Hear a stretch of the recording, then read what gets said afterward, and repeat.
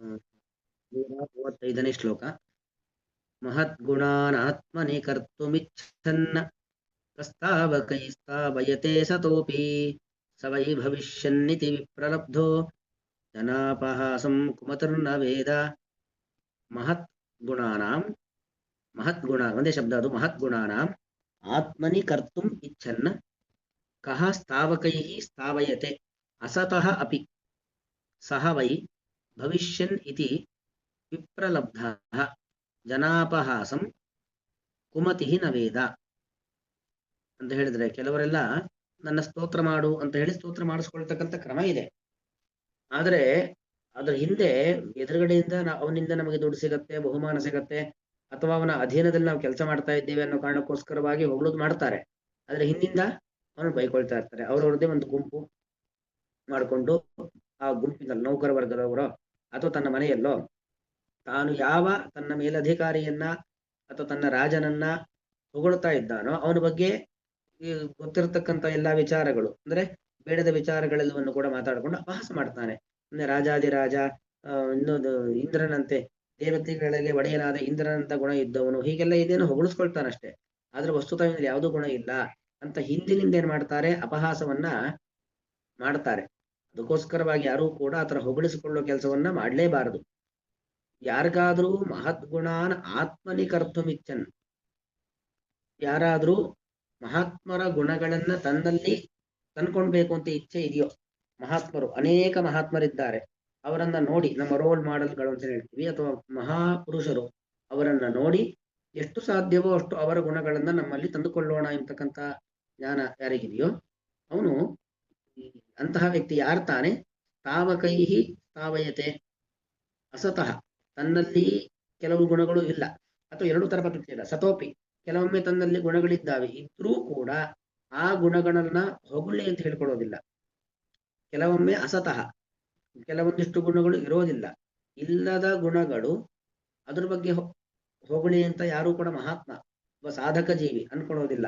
ಅಥವಾ ತನ್ನಲ್ಲಿ ಅಂತಹ ಉತ್ತಮವಾದ ಗುಣಗಳಿದ್ರೂ ಕೂಡ ಅದನ್ನು ಹೊಗಳಿ ಎಂಬತಕ್ಕಂಥ ಅಪೇಕ್ಷೆನ ಮಹಾತ್ಮ ಯಾವತ್ತೂ ಕೂಡ ಅಪೇಕ್ಷೆ ಬಿಡೋದಿಲ್ಲ. ಸವೈ ಭವಿಷ್ಯನ್, ಒಂದು ವೇಳೆ ತನ್ನಲ್ಲಿ ಇಲ್ಲದೆ ಗುಣ ಇಲ್ಲದೆ ಹೋದರೂ ಕೂಡ ನನ್ನನ್ನು ಹಾಗೆ ಹೊಗಳಬೇಕು ಹೀಗೆ ಹೊಗಳಬೇಕು ಅಂತ ಅಪೇಕ್ಷೆ ಇಟ್ಕೊಳ್ಳೋದು, ಅಥವಾ ಹೀಗೆಲ್ಲ ಹೊಗಳಿ ಎಂಬುದಾಗಿ ಆದೇಶ ಮಾಡಿ ಹೊಗಳಿಸಿಕೊಳ್ಳೋದು, ಇದೆಲ್ಲವೂ ಕೂಡ ವಿಪ್ರಲಬ್ಧ, ಮೋಸಕ್ಕೆ ಒಳಗಾಗಿರ್ತಕ್ಕಂಥ ಈ ರಾಜ ಅಥವಾ ಒಬ್ಬ ಅಧಿಕಾರಿ ಇರ್ತಾನಲ್ಲ ಅವನು ಕುಮತಿಯಾಗಿ, ಕೆಟ್ಟ ಬುದ್ಧಿಯುಳ್ಳವನಾಗಿ, ಜನಾಪಹಾಸಂ ನವೇದ, ಜನರು ಎದುರುಗಡೆಯಿಂದ ಬಾಯಲ್ಲಿ ಹೊಗಳುತ್ತಾರೆ, ಆದರೆ ಹಿಂದಿಂದ ಏನ್ ಮಾಡ್ತಾರೆ, ಅಪಹಾಸ್ಯವನ್ನ ಮಾಡ್ತಾ ಇರ್ತಾರೆ. ಅಂತ ಅಪಹಾಸ್ಯವನ್ನ ಅವನು ನೋಡೋದಿಲ್ಲ.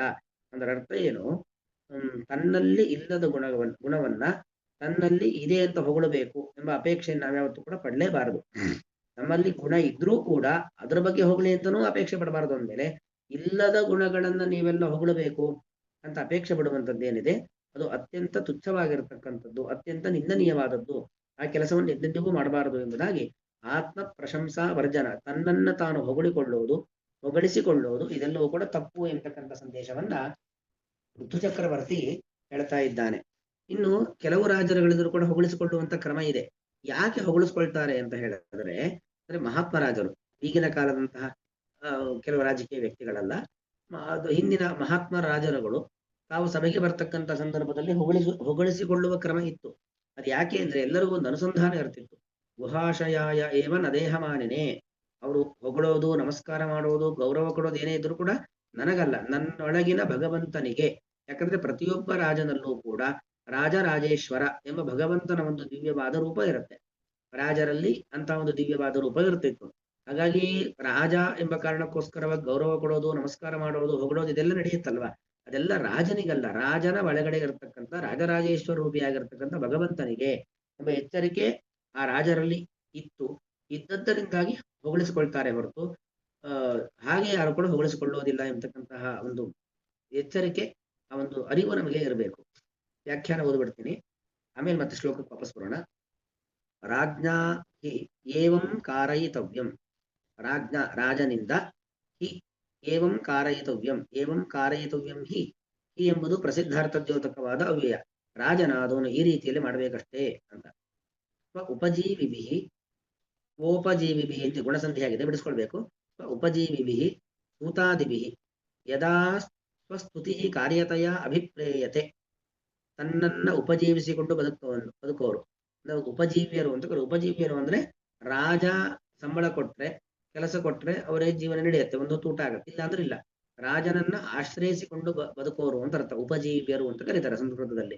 ಹಾಗೆ ಸ್ವ ಉಪಜೀವಿಗಳು, ರಾಜನ ಆಶ್ರಯವನ್ನ ಆಶ್ರಯಿಸಿಕೊಂಡು ಬದುಕ್ತಾ ಇರತಕ್ಕಂಥ ವ್ಯಕ್ತಿಗಳು ಯಾರು? ಸೂತಾದಿಗಳು. ಅವರೆಲ್ಲರೂ ಏನ್ ಮಾಡ್ತಾರೆ? ನಾವು ರಾಜನ ಸ್ತುತಿಯನ್ನ ಮಾಡಬೇಕು ಅಂತ ಅವ್ರಿಗೆ ಅಭಿಪ್ರಾಯ ಇರುತ್ತೆ. ಸ್ವಸ್ತುತಿ ಕಾರ್ಯತಯ ಅಭಿಪ್ರಾಯತೆ. ರಾಜನ ಸ್ತುತಿಯನ್ನು ಮಾಡಬೇಕು ಅಂತ ಅಭಿಪ್ರಾಯ ಇರುತ್ತೆ. ತದಾ ಆಗ ರಾಜ ಹೇಳ್ಬೇಕಂತೆ, ಪರೋಕ್ಷೇ ಏವ. ಅದೇ ಪರೋಕ್ಷ ಏವ ಅಂತಿದೆ, ಬಿಡಿಸ್ಕೊಂಡಾಗ ಪರೋಕ್ಷೇ ಏವ ಸಂಧಿಯಾಗಿದೆ. ಸ್ವಸ್ಮಿನ್ ವಿದ್ಯಮಾನ ಗುಣ ವಿಷಯಾಣಿ ಏವ ಅಂದ್ರೆ ಪರೋಕ್ಷದಲ್ಲೂ ಅಂದ್ರೆ ನನ್ನ ಕಣ್ಣಿಗೆ ಪ್ರತ್ಯಕ್ಷ ಅಂದ್ರೆ ಸಾಕ್ಷಾತ್ತಾಗಿ, ಅಥವಾ ಅಪರೋಕ್ಷ ಅಂದ್ರೂ ನೇರವಾಗಿ ಕಣ್ಣಿಗೆ ಕಾಣುವಂತೆ. ಪರೋಕ್ಷ ಅಂದ್ರೆ ನಮ್ಮ ಇಂದ್ರಿಯಕ್ಕೆ ಗೋಚರವಾಗದಂತೆ, ನಮ್ಮ ಹಿಂದಿಂದ ನಮ್ಮನ್ನೇನ್ ಮಾಡಿ ಹೊಗಳೋದಿದ್ರೂ ಕೂಡ ಏನು? ವಿದ್ಯಮಾನ ಗುಣ ವಿಷಯಾಣಿಯೇವ, ನನ್ನಲ್ಲಿ ಇರುವಂತ ಗುಣಗಳನ್ನ ನೀವು ಹಾಡಿ ಹೊಗಳಬೇಕೆ ಹೊರತಾಗಿ ಇಲ್ಲದ ಗುಣಗಳನ್ನ ಹಾಡಿ ಹೊಗಳುವಂತೆ ಇಲ್ಲ. ಯದಾಚ ಪ್ರತ್ಯಕ್ಷಮೇವ ಸ್ತವನಂ ಕಾರ್ಯಂ ಇತ್ಯುಚ್ಯತೆ ತದಾ ಶ್ರೀಹರಿಸ್ತವನಮೇವ. ಯಾವಾಗ ನೀವು ನೇರವಾಗಿ ಭಗವಂತನನ್ನ ರಾಜನ ಮುಂದೆ ಹೊಗಳುವ ಪ್ರಸಂಗ ಬಂತು, ಆಗ ನಾವ್ ಯಾರನ್ನು ಹೊಗಳಬೇಕು ಅಂದ್ರೆ ರಾಜನ ಹೊಗಳುವಂತ ಇಲ್ಲವೇ ಇಲ್ಲ. ಮತ್ತಾರು? ರಾಜನ ಒಳಗಿರತಕ್ಕಂಥ ಶ್ರೀಹರಿಸ್ತವನಮೇವ, ಆ ರಾಜನ ಒಳಗಿರತಕ್ಕಂತಹ ರಾಜರಾಜೇಶ್ವರಿ ರೂಪದ ಭಗವಂತ ಅವನನ್ನೇ ಹೊಗಳಬೇಕು ಹೊರತು ರಾಜನನ್ನ ಹಿಂದೆಂದಿಗೂ ಹೊಗಳಬಾರದು ಅನ್ನೋದು ಆ ವಂದ್ಯಮಾಗದರಿಗೂ ಗೊತ್ತಿರಬೇಕು. ನಾನು ಹೊಗಳಿಸಿಕೊಳ್ತಕ್ಕಂಥವನ್ನಲ್ಲ, ನನ್ನೊಳಗಿನ ಭಗವಂತನಿಗೆ ಈ ಎಲ್ಲಾ ಗೌರವ ಆದರ ಸತ್ಕಾರ ಎಂಬತಕ್ಕಂಥ ಭಾವನೆ ರಾಜನಿಗೂ ಇರಬೇಕು. ಏವಂ ಉಕ್ತಸ್ಯ ವೈಪರೀತ್ಯೇನ ಯಹ ಕಾರಯತಿ ಸಹ ನ ಪ್ರೇಕ್ಷಾವಾನ್. ಈ ತರ ಒಂದು ಕ್ರಮ, ನಮ್ಮ ಎದುರುಗಡೆ ಹೊಗಳಿಸ್ಕೊಳ್ಬಾರ್ದು. ಒಂದ್ ವೇಳೆ ಹೊಗಳಬೇಕು ಅಂದ್ರೆ ನನ್ನ ಬೆನ್ನ ಹಿಂದೆ ನನಗೆ ಗೊತ್ತಾಗದಂತೆ ನನ್ನಲ್ಲಿ ಇರುವ ಗುಣಗಳನ್ನ ಮಾತ್ರ ಹೊಗಳಿ, ಅಥವಾ ನನ್ನ ಎದುರುಗಡೆ ಹೊಗಳಬೇಕಾದ ಪ್ರಸಂಗ ಬಂದರೆ ನನ್ನನ್ನು ಹೊಗಳಬೇಡಿ, ನನ್ನ ಅಂತರ್ಯಾಮಿಯನ್ನು ಹೊಗಳಬೇಕು ಅಂತ ಹೇಳಿದ. ಅದನ್ನ ಯಾರಾದ್ರೂ ವಿಪರೀತವಾಗಿ ಅಂದ್ರೆ ಇದಕ್ಕೆ ಪೂರ್ತಿ ವ್ಯತ್ಯಾಸ, ಉಲ್ಟಾ ಅಂತ ಅರ್ಥ. ಅಂದ್ರೆ ಏನು? ನನ್ನ ಎದುರುಗಡೆ ನನ್ನನ್ನು ಹೊಗಳಬೇಕು, ಹಿಂದಿಂದ ಏನ್ ಬೇಕಾದ್ರೂ ಮಾತಾಡೋಣ, ತೊಂದರೆ ಇಲ್ಲ, ಎದುರುಗಡೆಯಿಂದ ನಾನು ಹೊಗಳಬೇಕು ಅನ್ನೋ ಭಾವನೆ ಯಾರು ಇಟ್ಕೊಂಡಿರ್ತಾರೋ, ಉಕ್ತಸ್ಯ ವೈಪರೀತ್ಯೇನ ಅಂದ್ರೆ ವಿರುದ್ಧವಾಗಿ ಉಲ್ಟಾ ಯಾರು ಆಲೋಚನೆ ಮಾಡಿರ್ತಾರೋ ಯಹ ಕಾರಯತಿ ಸಹ ನ ಪ್ರೇಕ್ಷಾವಾನ್, ಅವನೆಂದೆಂದಿಗೂ ಬುದ್ಧಿವಂತ ಅಲ್ಲ. ಇತಿ ಉಪೇಕ್ಷಣೀಯ ಏವ ಮಹತಾಂ ಇತಿ ಭಾವೇನ ಅವನೆಂದೆಂದಿಗೂ ಕೂಡ ಉಪೇಕ್ಷಣೀಯನಾಗ್ತಾನೆ, ಅವನ ತಿರಸ್ಕಾರ ಮಾಡಬೇಕು ಹೊರತು ಅವನೆಂದಿಗೂ ಕೂಡ ಆಧರಿಸಬಾರದು. ಈ ಭಾವನೆಯಿಂದ ಭಾವೇನ ಈ ಅಭಿಪ್ರಾಯದಿಂದ ಪೃಥು ಚಕ್ರವರ್ತಿ ಹೇಳ್ತಾ ಇದ್ದಾನೆ, ಮಹದ್ಗುಣಾನ್ ಆತ್ಮನಿ ಅಂದ್ರೆ ತನ್ನಲ್ಲಿ, ಸ್ವಸ್ಮಿನ್ ಮಹದ್ಗುಣಾನ್ ಆತ್ಮನಿ ಇದೆಯಲ್ಲ, ಆತ್ಮನಿ ಶಬ್ದಕ್ಕೆ ತನ್ನಲ್ಲಿ ಅಂತ ಅರ್ಥ. ಅಸತಃ ಈಕ್ವಲ್ ತಗೊಳ್ಬೇಕು ಅಂದ್ರೆ ಅರ್ಥ ಏನು? ಅವಿದ್ಯಮಾನಾನ್ ಕಸ್ತಾವಕೈಸ್ತಾವಯತೆ ಸತೋಪಿ. ಅಸತಃ ಅಂದ್ರೆ ಇಲ್ಲದೆ ಇರತಕ್ಕಂತಹ, ಅವಿದ್ಯಮಾನಾನ್ ಅಪಿ ಮಹತಾಂ ಯೋಗ್ಯಾನ್ ಗುಣಾನ್ ಆತ್ಮನಿ ಕರ್ತುಂ ಇಚ್ಛನ್, ತನ್ನಲ್ಲಿ ಗುಣಗಳಿಲ್ಲ ಆದರೆ ಮಹಾತ್ಮರ ಗುಣಗಳನ್ನ ತನ್ನಲ್ಲಿ ತಂದ್ಕೊಳ್ಬೇಕು ಅಂತ ಇಚ್ಛೆ ಇದೆ. ನಿಷ್ಠತೆಯ ಜ್ಞಾಪನ ಕಾಮ, ತನ್ನಲ್ಲಿ ಆ ಗುಣಗಳು ಬಂದು ಸೇರಬೇಕು ಅಂತ ನೆನಪು ಅಥವಾ ಆ ಒಂದು ಅನುಸಂಧಾನ ಯಾರಿಗಿದೆಯೋ ಅವನು. ಸ್ಥಾವಕರು ಅಂದ್ರೆ ಯಾರು? ಒಂದಿಮಾಗದರು, ಹೊಟ್ಟೆ ಹೊರೆಯವರು ಅಂತ ಅರ್ಥ. ಅಂದ್ರೆ ಏನು? ತಮ್ಮ ಜೀವನ ನಡೆಸಲಿಕ್ಕೋಸ್ಕರವಾಗಿ ಈ ರೀತಿಯಲ್ಲಿ ರಾಜನನ್ನ ಹೊಗಳುತ್ತಕ್ಕಂಥ ವ್ಯಕ್ತಿಗಳು. ಉದರಂಭರಣ ಏಕರತೈ ಪುರುಷೈ. ಉದರಂಭರಣ ಅದರ ಅರ್ಥ ಏನು? ಹೊಟ್ಟೆ ತುಂಬಿಸ್ಲಿಕ್ಕೋಸ್ಕರವಾಗಿ ಆ ವ್ಯಕ್ತಿಗಳು ಹೊಗಳುತ್ತಾರೆ. ಸ್ವಸ್ಮಿನ್ ಅಸತಃ ಗುಣಾನ್ ಕಹ ಸ್ಥಾವಯತೆ, ತನ್ನಲ್ಲಿ ಇಲ್ಲದ ಗುಣವನ್ನ ಯಾರು ಹೇಳ್ತಾರೋ, ಯಹ ಸ್ಥಾವಯತಿ ಸಹ ಕುಮತಿ. ಒಂದ್ ವೇಳೆ ಯಾರಾದ್ರೂ ನಾನು ಹೊಗಳುವಂತ ಸ್ಥಾವಯತಿ ಹೊಗಳಿಸಿಕೊಳ್ತಾನೋ, ಹೊಗಳು ಎಂಬುದಾಗಿ ಆದೇಶವನ್ನು ಮಾಡಿ ಹೊಗಳಿಸಿಕೊಳ್ತಾನೋ ಅವನು ಕುಮತಿ, ಕೆಟ್ಟ ಬುದ್ಧಿ ಇದ್ದವನು, ಸರಿಯಾದ ಒಂದು ವಿಚಾರ ತಿಳಿಯದೇ ಇರತಕ್ಕಂಥವನು. ಅಜ್ಞಾನ ವಂಚಕ ಭವಿಷ್ಯನ್ನ ಭವನ್ನ ಅಂದ್ರೆ ಅಜ್ಞಾರಗೆ ಮೋಸವನ್ನ ಮಾಡ್ತಾ, ಸ್ಥಾವಯತಿ ಅಂದ್ರೆ ಇದು ಹೊಗಳಿಸಿಕೊಳ್ತಾನೆ. ಜನೈಹಿ ಕ್ರಿಯಮಾಣಂ ಅಪಹಾಸಂ ನ ವೇದ, ತನ್ನನ್ನು ಹೊಗಳಿಸಿಕೊಳ್ಳುವ ಮೂಲಕವಾಗಿ ಯಾರಿಗೂ ಒಂದು ದರ್ಶನಕ್ಕೆ ಮೋಸ ಮಾಡ್ತಾನೆ. ಮತ್ತೆ ಯಾರು ಹೊಗಳುತ್ತಾರೋ ಅವರೇ ಹಿಂದಿಂದ ಏನ್ ಮಾಡ್ತಿರ್ತಾರೆ? ಒಂಥರ ಬೈತಾ ಇರ್ತಾರೆ, ಅಪಹಾಸ ಮಾಡ್ತಿರ್ತಾರೆ, ಅದನ್ನು ನೋಡೋದೇ ಇಲ್ಲ. ಹಾಗಾಗಿ ಯಾರೂ ಕೂಡ ತನ್ನನ್ನ ತಾನು ಹೊಗಳಿಸಿಕೊಳ್ಳೇಬಾರದು. ಯಾವ ಸಾಧಕನು ಮಹದ್ಗುಣಾನ್ ಮಹಾತ್ಮರ ಗುಣಗಳನ್ನು ಆತ್ಮನಿ ತನ್ನಲ್ಲಿ ಕರ್ತುಂ ಇಚ್ಛನ್ ಬಯಸುತ್ತಾನೋ, ಅಸತಃ ಅಪಿ ತನ್ನಲ್ಲಿ ಇಲ್ಲದೆ ಇರತಕ್ಕಂಥ ಗುಣಗಳನ್ನು ಕಹ ಸ್ಥಾವಕೈ ಸ್ಥಾವಯತೆ, ಯಾರು ತಾನೇ ಸ್ಥಾವಕರಿಂದ ಸ್ತುತಿ ಮಾಡತಕ್ಕಂಥ ವ್ಯಕ್ತಿಗಳಿಂದ ಸ್ಥಾವಯತೆ ಸ್ತೋತ್ರ ಮಾಡಿಸಿಕೊಳ್ಳುತ್ತಾನೆ. ಅಂದ್ರೆ ಯಾರೂ ಕೂಡ ಬುದ್ಧಿವಂತನಾದಂತಹ ವ್ಯಕ್ತಿ ತನ್ನನ್ನು ತಾನು ಹೊಗಳಿಸಿಕೊಳ್ಳೋದಿಲ್ಲ. ಇನ್ನು ಒಂದ್ ವೇಳೆ ಅಸತೋಪಿ ಇಲ್ಲದೆ ಇದ್ದದ್ದನ್ನು ಹೊಗಳಿಸಿಕೊಳ್ಳೋದೇ ಇಲ್ಲ, ಸತೋಪಿ ಅಂತ ಪದಚ್ಛೇದ ಮಾಡಬೇಕು. ತನ್ನಲ್ಲಿ ಒಂದ್ ವೇಳೆ ಅಂತ ಗುಣಗಳಿದ್ರೂ ಕೂಡ ಕಹ ಸ್ಥಾವಕೈ ಸ್ಥಾವಯತೆ. ಯಾರು ತಾನೇ ತನ್ನನ್ನು ತಾನು ಹೊಗಳಬೇಕು? ಮಹಾತ್ಮನಾದಂಥ ವ್ಯಕ್ತಿ ಯಾರಿಗೂ ಕೂಡ ತನ್ನನ್ನು ಹೊಗಳಬೇಕು ಅಂತ ಇಚ್ಛೆ ಪಡೋದಿಲ್ಲ.